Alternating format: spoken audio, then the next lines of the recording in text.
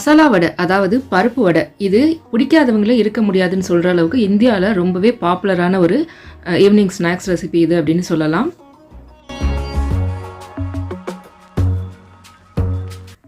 இன்னைக்கு இந்த மசால் வடையில் நார்மலாக செய்கிறது மாதிரி இல்லாமல் கொஞ்சம் வித்தியாசமாக சிக்கன் சேர்த்து சிக்கன் பருப்பு வடையாக நான் இதை செஞ்சுருக்கேன். ரொம்பவே டேஸ்டியானது, அதே சமயம் ரொம்ப ரொம்ப ஈஸியாக செய்யக்கூடிய ஒரு ஈவினிங் ஸ்நாக்ஸ் ரெசிபி இது. சாயங்கால நேரத்தில் சுட சுட ஒரு டீயோட வச்சு சாப்பிட்றதுக்கு செம்ம டேஸ்ட்டாக வேறு லெவலில் இருக்கும். Welcome to flavour studio. நான் ஜாரா.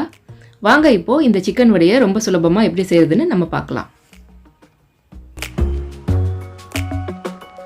இந்த சிக்கன் வடை செய்கிறதுக்கு முதல்ல 1 கப் அளவில் கடலைப்பருப்பு எடுத்து அதை நல்லா ஒரு 4-5 தடவை அலசிட்டு தண்ணி ஊற்றி ஒரு 1.5 மணி நேரம் நம்ம இதை ஊற வச்சுக்கணும்.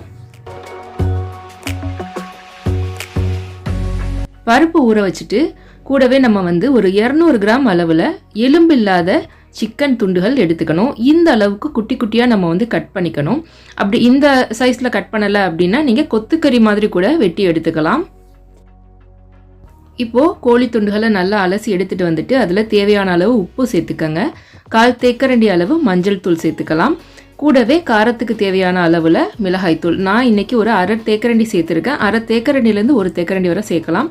கூடவே 1 தேக்கரண்டி அளவு இஞ்சி பூண்டு பேஸ்ட் நம்ம சேர்த்துட்டு நல்லா கலந்து விட்டுட்டு மூடி வச்சிடலாம். பருப்பு ஊறுற நேரம் வரைக்கும் இதை நீங்கள் எடுத்து ஃப்ரிட்ஜில் வச்சுருங்க.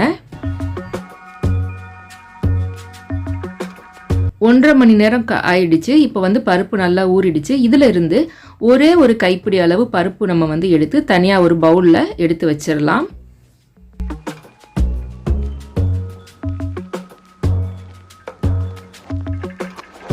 இப்போது நம்ம தனியாக எடுத்து வச்சது போக மீதம் இருக்க பருப்பு எல்லாத்தையும் நல்லா தண்ணியை வடிச்சிட்டு ஒரு மிக்சி ஜாரில் எடுத்துக்கோங்க.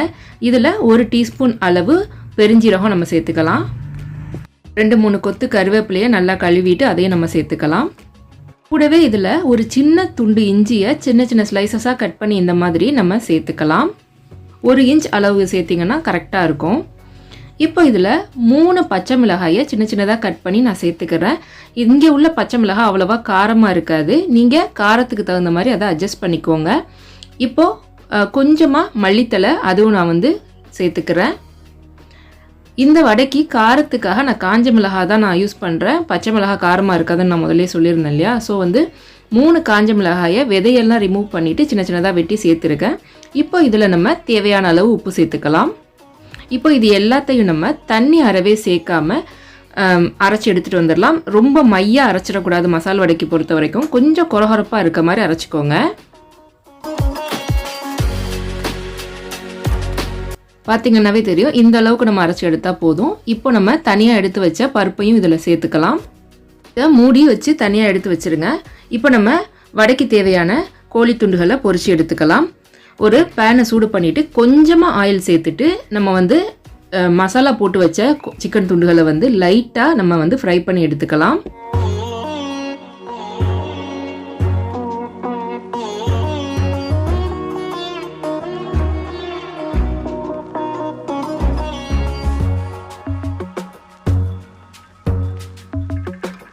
மிதமான தீயில வச்சு லைட்டாக நம்ம ஷாலோ ஃப்ரை பண்ணி எடுத்துக்கணும். சிலர் சிக்கன் துண்டுகளை வேக வச்சு ப்ரெஷர் குக்கரில் வேக வச்சும் செய்வாங்க.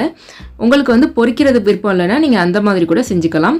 பாருங்கள், இந்த அளவுக்கு பொரித்து எடுத்துட்டு இதை நான் நல்லா நைஸாக கட் பண்ணி எடுத்துக்க போகிறேன். அப்போ தான் நம்ம வடையில் சேர்த்து பொரிக்கும் போது உதிர்ந்து வராமல் இருக்கும். பாருங்கள், இந்த அளவுக்கு நல்லா நைஸாக கட் பண்ணி எடுத்துக்கோங்க. உங்ககிட்ட ஃபுட் ப்ராசஸர் இருந்தால் அதில் கூட நீங்கள் சேர்த்து நல்லா இந்த மாதிரி பொடிச்சு எடுத்துக்கலாம். இப்போது நம்ம ரெடி பண்ணி வச்சுருக்க வடை மாவில் மீடியம் சைஸ் பல்லாரி வெங்காயம் 1 நல்லா குட்டி குட்டியாக கட் பண்ணிவிட்டு அதை நான் சேர்த்துருக்கேன். கூடவே நம்ம நல்லா ஃபைனாக சாப் பண்ணி எடுத்துகிட்டு வந்த சிக்கன் துண்டுகளையும் நம்ம சேர்த்துடலாம். இது எல்லாத்தையும் சேர்த்து நம்ம நல்லா பிசைஞ்சு விட்டுக்கலாம். இப்போது நமக்கு தேவையான ஸ்லைஸில் இந்த மாதிரி சின்ன சின்ன உருண்டைகளாக பிடிச்சு நம்ம எடுத்து வச்சு பொரிச்சு எடுத்துக்கலாம். அப்படி இல்லைன்னா நம்ம பொரிக்கிற டைம்லேயே ஒரு உருண்டையாக நம்ம உருட்டி தட்டியே சேர்த்துக்கலாம். நம்ம இஷ்டம் தான். பாருங்கள், இந்த சைஸில் போட்டிங்கன்னா கரெக்டாக இருக்கும் உங்களுக்கு உதிராமல் பொரிஞ்சு வர்றதுக்கு. இப்போது ஒரு கடாயில் ஆயில் சேர்த்துட்டு மிதமான தீயில வச்சு நல்லா சூடு பண்ணிக்கோங்க. ஆயில் நல்லா சூடானதுக்கு அப்புறமா நம்ம வடைகளை தட்டி சேர்த்துடலாம் எண்ணெயில் வடையை சேர்த்ததுக்கு அப்புறமா உடனே நம்ம திருப்பி விட ட்ரை பண்ணோம் அப்படின்னா வடை எண்ணெயிலேயே உதிர்ந்து வந்து பக்கோடா மாதிரி ஷேப்பில் ஆகிடும். ஸோ வந்து நம்ம கொஞ்ச நேரம் நல்லா கலர் ஒரு சைடில் நல்லா கோல்டன் ப்ரௌனாக சேஞ்ச் ஆகிற வரைக்கும் வெயிட் பண்ணிவிட்டு இந்த மாதிரி கலர் சேஞ்ச் ஆக ஆரம்பித்ததுக்கு அப்புறமா நம்ம திருப்பி விட்டுக்கணும். அப்போ தான் நம்மளுக்கு உடையாமல் வடை நல்லா ஷேப்பில் ரவுண்டாக கிடைக்கும்.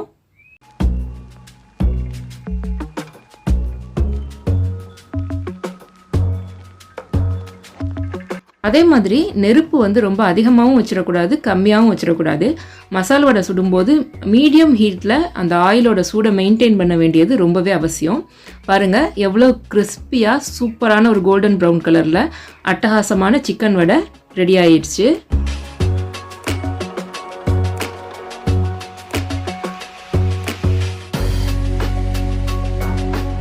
இந்த வடைக்கு சைட் டிஷ் எதுவுமே தேவைப்படாது. சுட சுட சாப்பிடும்போது கிறிஸ்பியாக செம்ம டேஸ்டியாக இருக்கும்.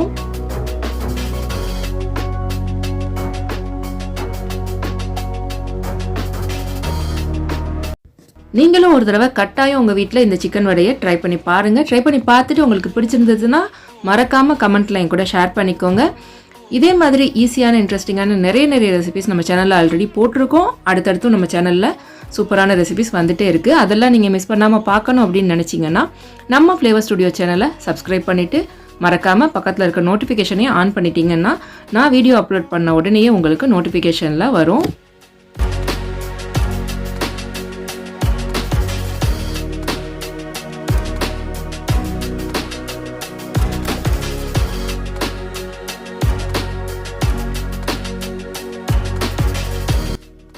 சீக்கிரமே உங்களை நான் இன்னொரு ஈஸியான இன்ட்ரெஸ்டிங்கான ரெசிபியோட சந்திக்கிறேன். அது வரைக்கும் take care, bye. Thanks for வாட்சிங்.